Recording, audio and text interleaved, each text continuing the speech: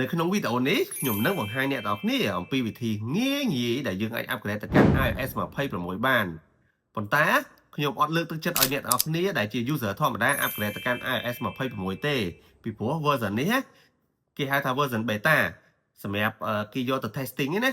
ដែលគេ release ឲ្យសម្រាប់ខាង developer ឬក៏យើងហៅម្យ៉ាងទៀតអ្នកដែលគាត់បង្កើត app ហ្នឹងគាត់អាចយក version ហ្នឹងមុនទៅធ្វើការ testing ជាមួយនឹង app របស់គាត់បានមុននឹងគេ release full version ឬគេថា version ឲ្យអ្នកប្រើប្រាស់ធម្មតាអាចប្រើប្រាស់បានប៉ុន្តែវាជាចំណុចល្អមួយដែលយើងអាចដឹងថាគេ upgrade ទៅversion beta ហ្នឹង upgrade ទៅយ៉ាងម៉េចមកតាមដានជាមួយនឹងខ្ញុំទាំងអស់គ្នា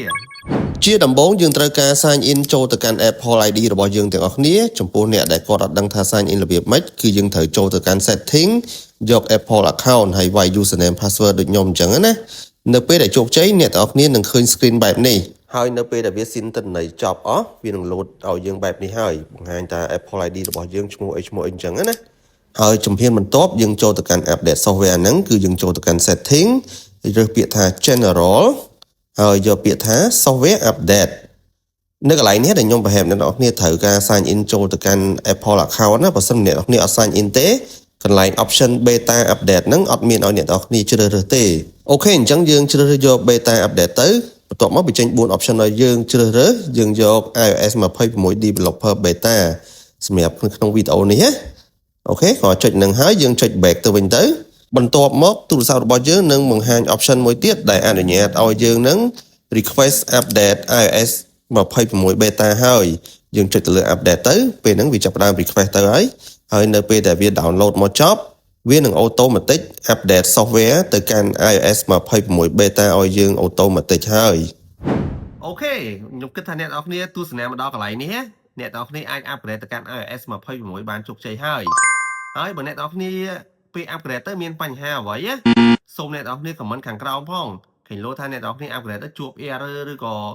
upgrade អត់កើតអីពីព្រោះការប្រើប្រាស់របស់យើងខុសគ្នាឬក៏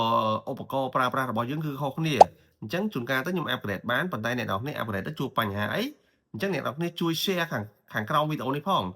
អំពីបញ្ហារបស់អ្នកនរគ្នាអញ្ចឹងយើងអាចឲ្យគ្នាយើងអាចជួយដោះស្រាយបានថាមកពីបញ្ហាអ្វីដែរហើយខ្ញុំបញ្ជាក់អ្នកនរគ្នាតិចទូរស័ព្ទដែលខ្ញុំយកទៅធ្វើការ testing ហ្នឹងអ្នកនរគ្នាខ្ញុំប្រើ iPhone 11 Pro Max iPhone 11 Pro Max ក៏អាច upgrade ទៅកាន់ iOS 26បានដែរនេះអ្នកនរគ្នានេះiOS 26ខ្ញុំដឹងអ្នកនរគ្នាមើលឃើញច្បាស់អត់នេះអូខេហ្នឹងហើយនឹង iOS 26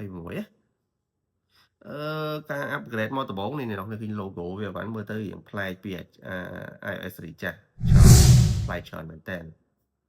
ហើយខ្ញុំនឹងបង្ហាញអ្នកនរគ្នាអំពីវិធីថាយើងអាច testing ជាមួយនឹង iOS 26វាមានអីប្លែកខ្លះខ្ញុំនឹងបង្កើតវីដេអូក្រោយៗទៀតអញ្ចឹងបើអ្នកនរគ្នាចង់តាមដាន content របៀបនេះទៀតណា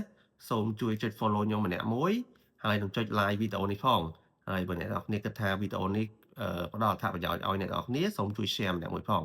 អរគុណច្រើនជួបគ្នានៅវីដេអូបន្ត